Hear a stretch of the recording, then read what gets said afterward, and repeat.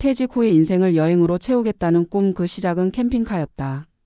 32년 동안 대기업에서 일했던 60대 중반의 박 씨는 퇴직금을 손에 쥔 순간 이제 나를 위해 살겠다는 생각을 했다. 늘 회사와 가족을 위해 살아왔으니 이제는 내 마음 가는 대로 자유롭게 떠나는 삶을 살아보자고 다짐했다. 그렇게 그는 1억 2천만 원을 들여 외제 캠핑카를 샀다. 주변에서는 부러움 섞인 시선으로 바라봤다. 형님 진짜 인생 제대로 즐기시네요. 그 나이에 캠핑카라니 멋있어요. 그러나 그 부러움의 시선은 오래가지 않았다. 처음 몇 달은 그야말로 천국이었다. 강원도의 산자락, 남해의 바닷가, 계절 따라 바뀌는 하늘 아래에서 그는 평생 처음으로 시간의 주인이 된 기분이었다. 아침엔 커피를 내려 마시고 점심엔 바닷가를 걸었다. 그렇게 그는 스스로를 이제야 내 인생을 사는 사람이라 불렀다. 하지만 현실은 금세 그를 따라잡았다. 캠핑카의 유지비는 생각보다 훨씬 컸다. 주차비, 보험료, 차량세, 그리고 캠핑장 이용료까지 합치면 한 달에 70만 원이 훌쩍 넘었다. 연료비도 문제였다. 캠핑카는 한 번 주유에 30만 원, 장거리 여행 한 번이면 10만 원이 훅 나갔다. 처음엔 그래도 이 정도는 감당할 수 있지라고 생각했다. 그러나 문제는 돈보다 생활의 리듬이었다.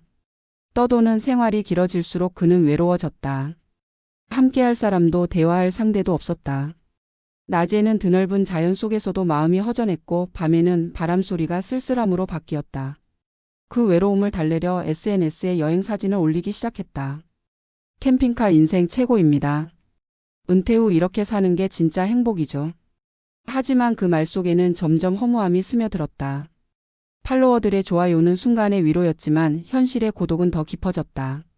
결국 그는 캠핑카를 이용한 유튜브 채널을 열었다. 은퇴자의 캠핑카 일기. 초반엔 관심이 쏠렸다. 그러나 조회수는 꾸준히 떨어졌고 구독자는 늘지 않았다. 장비를 업그레이드하고 촬영 장비를 사면서 지출은 더 커졌다. 퇴직금의 절반이 사라졌을 때 그는 비로소 이건 사업이 아니라 도피였구나라는 걸 깨달았다. 전문가들은 말한다. 은퇴 후의 도전이 실패로 끝나는 이유는 수익이 아니라 동기의 문제라고. 자신이 진짜로 하고 싶은 일인지 아니면 과거의 공허를 채우기 위한 일인지 분명히 해야 한다는 것이다. 캠핑카를 산 박 씨도 처음에는 자유를 원했지만 시간이 지나면서 그 자유는 불안이 되었다. 정기적인 수입이 없는 상태에서 유류비와 유지비가 쌓이자 결국 신용대출로 메우기 시작했다. 그리고 그 대출이 두 번째 캠핑카의 원인이 되었다. 이번엔 더 작고 효율적인 차로 바꾸면 괜찮겠지. 그러나 바꾸는 순간 또다시 손해가 발생했다. 감가상각은 가혹했다. 새 캠핑카를 사고 1년 만에 되팔았을 때 그는 5천만 원의 손실을 봤다. 이런 사례는 생각보다 많다. 통계청 조사에 따르면 60대 남성의 약 14%가 은퇴 후 차량이나 여행 관련 사업에 한 번 이상 투자한 경험이 있다고 한다. 그리고 그중 절반 이상이 손실을 봤다고 답했다. 퇴직 후 가장 큰 착각 중 하나가 내가 평생 일했으니 이제는 좀 써도 된다는 심리다. 하지만 정작 퇴직 후의 돈은 벌어오는 돈이 아니라 줄어드는 돈이다. 소비는 자유지만 수입이 멈추면 자유도 오래가지 못한다. 박 씨는 결국 캠핑카를 팔고 작은 아파트로 돌아왔다. 그러나 마음의 상처는 깊었다. 사람들에게 좋을 때 다 해봤으니 됐죠라고 말했지만 그 말 뒤엔 나는 실패했다는 자책이 숨어 있었다. 그는 이제 동네 복지관에서 시니어 여행 강의를 들으며 다시 한번 현실의 감각을 되찾고 있다. 그가 말한다. 은퇴 후 가장 어려운 건 돈도 건강도 아니라 자기 자신을 다스리는 일입니다. 내가 정말 원하는 게 뭔지 그걸 모르면 아무리 자유를 얻어도 결국 불안해집니다. 전문가의 시선에서 보면 은퇴 후 캠핑카에 인생을 거는 건 단순한 로망이 아니다. 그것은 자아 회복의 욕망이자 일의 종말 이후 생긴 공백을 메우려는 시도다. 평생 조직 안에서 역할로 살아온 사람이 퇴직 후에도 무언가의 주인이고 싶어하는 욕망, 그것이 캠핑카나 여행 혹은 창업의 형태로 나타나는 것이다. 하지만 문제는 그 모든 시도가 현금 흐름 없이 이루어질 때다. 자유는 지속 가능한 현금 흐름 위에서만 유지될 수 있다. 은퇴 후 재정 설계에서 가장 중요한 건 지출의 구조다. 한번 늘어난 생활비는 줄이기 어렵고 감가상각이 큰 자산은 돈의 흐름을 망가뜨린다. 캠핑카는 바로 그 전형적인 예다. 게다가 심리적 측면에서도 주의가 필요하다. 캠핑카 생활은 혼자 있는 시간의 총합이다. 그 시간은 치유가 될 수도 있지만 외로움이 될 수도 있다. 사람과의 관계, 지역 사회 연결, 의미 있는 역할이 사라진 상태에서의 자유는 결국 공허로 변한다. 이 공허는 다시 소비나 도전으로 채워지며 악순환이 시작된다.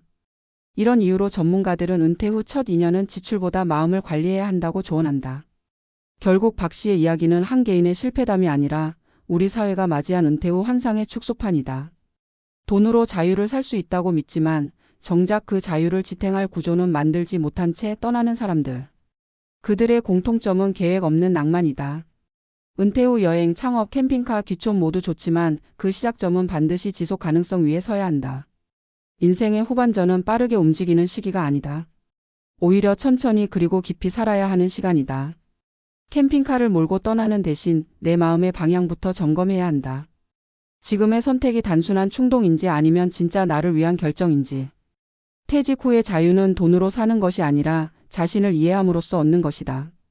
마지막으로 박 씨가 남긴 말이 있다. 캠핑카는 나에게 자유를 주지 않았습니다. 대신 자유를 감당할 준비가 되어 있지 않은 나를 보여줬습니다. 이 한마디가 많은 것을 말해준다. 은퇴 후 진짜 자유는 하고 싶은 걸 다 하는 게 아니라 하지 않아도 괜찮은 마음에서 시작된다. 퇴직금이 들어오던 날 박 씨는 그 돈이 마치 새로운 인생의 티켓처럼 느껴졌다. 평생 일에 매달려 살았으니 이제는 자유를 누릴 자격이 있다고 믿었다. 그는 여행을 좋아했고 늘 자연 속에서 보내는 주말을 가장 행복한 시간이라 말했다. 그래서 고민 끝에 캠핑카를 사기로 했다. 그 선택은 단순한 취미가 아니라 은퇴 후의 새로운 삶의 방식이었다. 그는 말했다. 이제부터는 내 인생의 운전대를 내가 잡는 거야. 그렇게 1억 원이 넘는 캠핑카를 계약하고 나서 그는 설렘과 두려움을 동시에 느꼈다. 주변에서는 모두 그를 부러워했다. 멋진 결정이라며 진짜 인생을 즐길 줄 아는 사람이라고 칭찬했다. 그 칭찬이 그의 확신을 더 굳혔다. 그는 회사원 시절에는 한 번도 마음대로 떠난 적이 없었다. 출근 시간, 퇴근 시간, 회 일정에 묶인 삶을 30년 넘게 살았다. 그런 그에게 캠핑카는 단순한 차가 아니라 시간의 해방구였다. 처음 몇 달은 정말 꿈 같았다. 봄에는 남해로, 여름에는 강원도로, 겨울엔 제주까지. 그는 마치 청춘으로 돌아간 사람처럼 매일의 일정을 스스로 정하고 매일의 풍경을 새롭게 맞았다. 아침이면 커피를 내려 마시며 바다를 바라봤고 저녁이면 조명 아래서 음악을 들으며 맥주 한 잔을 즐겼다. 하지만 행복은 생각보다 짧았다. 캠핑카를 산 지 반년이 지나면서 현실의 무게가 서서히 다가왔다. 유지비가 예상보다 훨씬 컸다. 보험료와 주차비만 해도 매달 100만 원에 가까웠고 유류비와 톨게이트 비용이 생각보다 빠르게 빠져나갔다. 그는 처음엔 괜찮다고 생각했다. 하지만 정기적인 수입이 없는 상태에서 매달 200만 원 가까운 고정 지출은 결코 작은 금액이 아니었다. 그는 여행을 줄이려 했지만 이미 생활이 그렇게 굳어져 있었다. 캠핑카를 세워두면 마치 자신이 멈춘 사람처럼 느껴졌고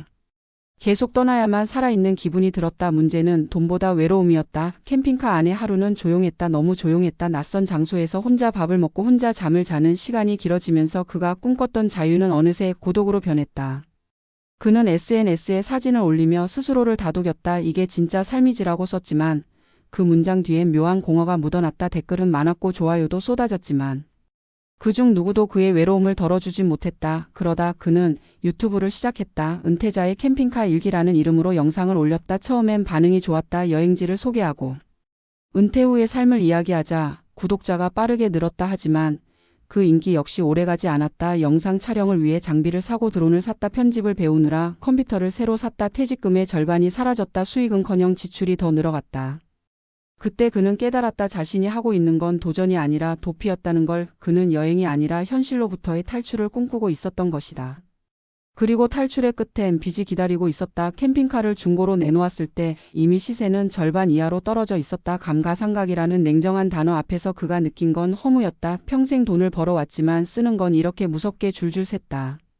결국 그는 캠핑카를 정리하고 다시 작은 아파트로 돌아왔다. 처음엔 수치심이 컸다. 주변 사람들의 시선이 두려웠다. SNS의 화려한 사진 속 그는 여전히 멋진 인생 2막을 사는 사람으로 남아 있었지만 현실에 그는 다시 계산기를 두드리며 남은 돈을 세고 있었다. 그러나 시간이 지나며 그는 그 경험이 자신에게 필요한 통과 의례였음을 인정하게 됐다. 그는 말했다. 나는 자유를 사려 했지만 결국 자유를 감당할 준비가 되어 있지 않았다. 은퇴 후 캠핑카에 인생을 건 사람들은 의외로 많다. 최근 통계에 따르면 60대 이상 중 약 15%가 이동식 주거나 여행을 은퇴 후에 로망으로 꼽았다. 하지만 그중 상당수가 3년 이내에 포기했다. 이유는 단순했다. 돈과 외로움이었다. 여행은 돈을 태운다.